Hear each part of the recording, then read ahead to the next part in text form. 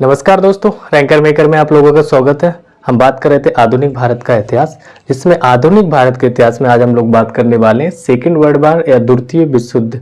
तो द्वितीय विश्व युद्ध क्यों हुआ था, कैसे हुआ था, क्या सारी चीजें देखते हैं। तो ये आपका for UPSC, UPPCS, MPSC and आपका बीपीएससी। देन अगर आप कोई भी वनडे एग्जाम की प्रिपरेशन कर रहे हैं और जिसमें मॉडर्न हिस्ट्री मतलब जीएस आती है, तो आप उन सब के लिए इन शॉर्ट में एनसीईआरटी के फॉर्म में, जो आप अगर एनसीईआरटी की मोटी मोटी बुक लग रही है, रीड नहीं कर पा रहे हैं, तो पर टॉपिक आपका 10 मिनट्स में इसको इन स्टोरी के फॉर्म में आप इसको रिवीजन कर सकते हैं। तो बात करते हैं सेकेंड वर्ल्ड वार क्यों स्टार्ट हुआ था, किसके द्वारा स्टार्ट किया गया था। ढेर सारे रीजन्स हैं, पता ही होगा आपको हिटलर के बारे में, लेकिन हिटलर ने किया क्यों था, क्या इसके रीजन्स थे। तो 1939 से 1945 तक चला था। हिटलर ने क्या किया था, यहाँ पे वर्साई की जो संधि रहती है, वर्साई की संधि का उल्लंघन कर दिया था। जब वर्साई की संधि का उल्लंघन किया, इसके द्वारा क्या हुआ था, यहां से जो जर्मनी थी वो ये जाके आपके पोलैंड पे क्या कर देते, आक्रमण कर देते। मतलब हम बात करें कि जर्मनी के द्वारा जब पोलैंड पे आक्रमण कर दिया जाता है, इस वजह से ये सारे लोग क्या होते हैं, एक दूसरे से बौखलाए जाते हैं। ठीक है, तो अब जब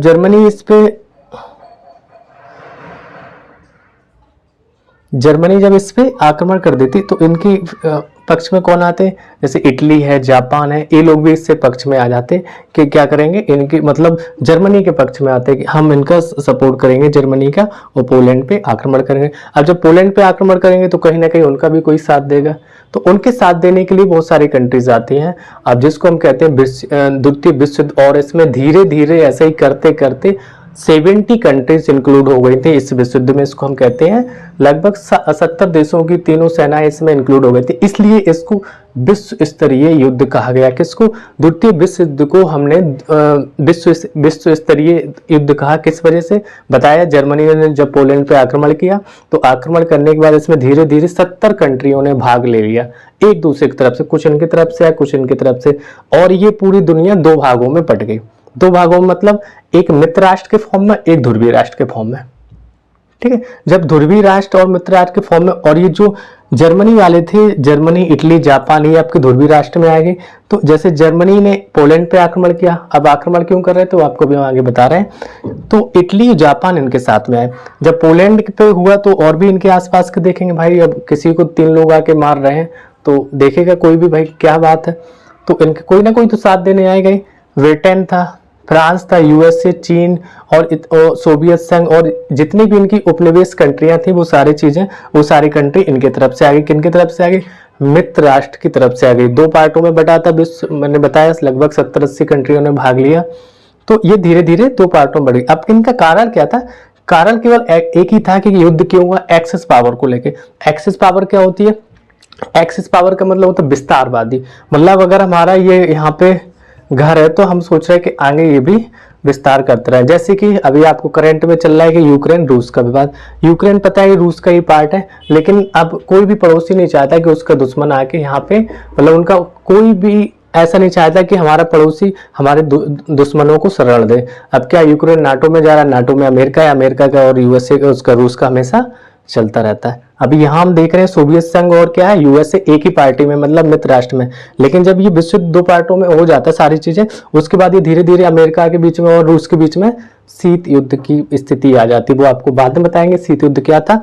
इसी वजह से इन लोगों में अपने आप को शक्ति प्रूव कर लेंगे कि महाशक्ति हम है, सुपर पावर के फॉर्म में आने के लिए दोनों को इनके बीच में हो जाता है उससे, लेकिन अभी हमें कोई मतलब नहीं है। तो समझे यहाँ पे एक्सेस पावर्स को लेके हो गया। अब क्यों रूस चाह रहा है कि यूक्रेन उनका उसमें नहीं शामिल हो, क्योंकि वहां पे फिर अमेरिका जैसी कंट्रीज और नाटो जैसे सदस्य मेंबर्स उसमें इंक्लूड नहीं हो पाएंगे, है ना। नाटो की कंडीशन आपको पता ही है क्या है, सीधा सा है 30+1, मतलब 31 उसमें कंट्री इंक्लूड है। सीधा से अगर एक कंट्री पे कोई इस पे युद्ध करता है कुछ भी, तो वो सारी कंट्रीज उनका सपोर्ट करेंगे।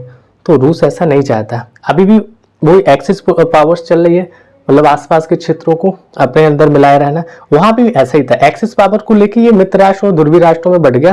फिर से एक बार रिकॉल करते हैं, ध्रुवीय राष्ट्र में आपके जर्मनी, इटली, जापान था। मित्र राष्ट्र में ब्रिटेन, फ्रांस, यूएसए, चीन, पोलैंड और आपका सोवियत संघ और इसके इतने उपनिवेश। 70 देशों में 70 देश ने इसमें भाग लिया था और एक विश्व दो पार्टों में बट गया था। ओके, ये सारी चीजें आपकी हो गई हैं द्वितीय विश्व युद्ध को लेके। अब हम इसका संदर्भ में देखते हैं कि भारत में क्या कंडीशन चल रही थी। कुछ ना कुछ इफेक्ट तो ये भारत में दिख रहा होगा। यहाँ तो कुछ हमने इंडिया का नाम भी नहीं देखा, लेकिन इंडिया का नाम ना देखा, लेकिन एक का देखा जो यहाँ पे थे, है ना, शहजादे कौन थे, ब्रिटेन वाले, जो हम लोगों को उपनिवेश बनाए हुए थे, मतलब हम लोगों पे अधिकार किए हुए थे। तो ये यहाँ पे थे, इनके ऊपर भी दबाव था।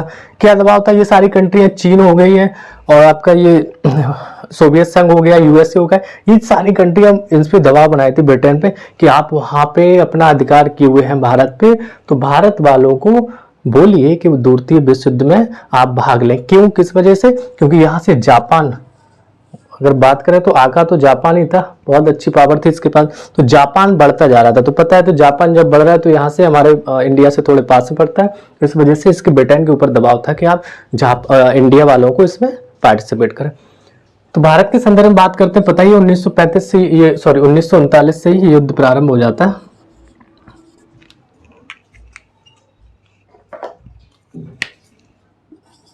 उन्नीस से युद्ध प्रारंभ हो जाता है और कांग्रेस का प्रस्ताव क्या था कि युद्ध के समर्थन के बाद, मतलब कांग्रेस का समर्थन, वो प्रस्ताव इसलिए था कि कांग्रेस, इन्होंने लॉर्ड लिथगो ने क्या किया था, बिना कांग्रेस संगठन के, कांग्रेस जो विधानमंडल था उनकी बिना सहमति के भारत को भी इंक्लूड कर दिया था कि आप द्वितीय विश्व युद्ध में शामिल है।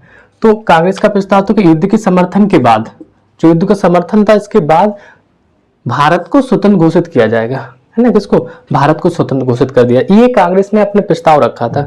लॉर्ड लिथगो ने क्या कहा था, सहमति के बिना, मतलब भारत की बिना सहमति के एक तो युद्ध में हमें शामिल कर दिया, सबसे बड़ी कमी तो इनकी यही थी, है ना। और यहाँ से ढेर सारे, ऐसा नहीं है, फिर गांधी जी भी मान जाते हैं सारी चीजें, इनको लगभग 20 लाख लोग भारत के यहाँ से द्वितीय विश्व युद्ध में भाग लेते हैं। तो ये छोटी मोटी बात नहीं थी, बहुत सारे लोग हमारे शहीद भी हुए थे, ठीक है। तो ये सारी चीजें इसकी वजह से ये हो गया था कि मतलब इन्होंने इंक्लूड कर दिया और कह दिया हाँ ठीक है। कुछ लोग तो डोमिनियन स्टेट पे ही मान गए थे, नहीं अधिराज का दर्जा ही हमें दे देना, नहीं। तो बात करेंगे कुछ पूर्ण स्वराज के लिए बात करते, और देश में आपात की घोषणा हो गई थी, हो ही जाएगी जब इतना बड़ा द्वितीय विश्व युद्ध चल रहा है, तो सारी चीजें, आपात की घोषणा हो जाए। 17 अक्टूबर 1939 को भारत को जर्मनी के विरुद्ध युद्धग्रस्त घोषित कर दिया गया। किसके विरुद्ध? जर्मनी। तो हमने देखा था ये जर्मनी था जो पोलैंड पे युद्ध किया था, है ना, आक्रमण कर दिया था, तो जर्मनी के विरुद्ध। अब ब्रिटेन की तरफ से थे हम लोग, क्योंकि हमारे तो अपने बेस ब्रिटेन में कर रहे थे, तो इन्होंने हम लोगों को इंक्लूड कर दिया कि आप जर्मनी के विरुद्ध युद्ध में घोषणा कर दी कि आप भारत भी शामिल है। 1 सितंबर 1939 को जर्मनी द्वारा पोलैंड पर आक्रमण के साथ ये युद्ध प्रारंभ हो जाता है, द्वितीय विश्व युद्ध। और ब्रिटेन के तत्कालीन प्रधानमंत्री उस टाइम पे नेपिल चैम्बरलेन थे, जो 1937 से 1940 तक रहे। ये बहुत पूछा जाता है क्योंकि इतना बड़ा युद्ध चल रहा है, उस टाइम पे ब्रिटेन ही सबसे पावर में थी, लेकिन उसके प्रधानमंत्री नेतृत्वकर्ता कौन थे? तो नेविल चैम्बरलेन थे। 1937 से 40 तक रहे। दोबारा फिर इनकी अब ये युद्ध हो गया था 1939 में ही चालू, तो 1 साल तो कार्यकाल इनका आ गया। फिर दूसरा विंस्टन चर्चिल आ जाते हैं। विंस्टन चर्चिल आते हैं 1940 में। 1940 से 1945 तक ये यहाँ पे रहते हैं द्वितीय विश्व युद्ध में। फिर ये दोबारा जीत के आते हैं 1951 से 55 तक। तो ये रहा आपका द्वितीय विश्व युद्ध कैसे स्टार्ट हुआ, समझ में आ गया। आई थिंक, मुझे नहीं लगता कि अभी लोग देखो इसमें ज्यादा कंफ्यूज हो जाते हैं कि ध्रुवीय राष्ट्र क्या है, मित्र राष्ट्र क्या है। तो मैंने इन शॉर्ट में पूरी कोशिश की आपको पूरा बताने की, भारत की भूमिका इसमें क्या रही और कौन से ध्रुवीय राष्ट्र थे, कौन से मित्र राष्ट्र थे, हु स्टार्टेड द्वितीय विश्व युद्ध। ये आपको हर थंबनेल में टैग मिलेगा। तो ये था, कौन स्टार्ट किया था, समझ में आ गया होगा। हिटलर की कहानी क्या थी, हिटलर तो आपको पता ही था, इस वजह से जर्मनी, पोलैंड। तो मतलब मैंने बस ओवरव्यू आपको सारी चीजें जहाँ से क्वेश्चन आते हैं वो पूरी कोशिश की है कराने की, तो आप लोगों को समझ में भी आ गया हो। तो आप लोग चैनल को ज़्यादा से ज़्यादा लाइक करें और सब्सक्राइब करें। Thank you. देखिए हम लोग कोशिश कर रहे हैं, बेटर ही सारी चीज़ें दे रहे हैं इन शॉर्ट में, कि आपका टाइम भी ज़्यादा बड़े वीडियो भी नहीं डाल सकते, कि आप लोग भी नहीं देखोगे, कभी इंटरेस्टेड नहीं। तो कोशिश है, बेटर कर रहे हैं, छोटे वीडियो में सारे फुल नॉलेज आपको कंप्लीट कर लें। Thank you.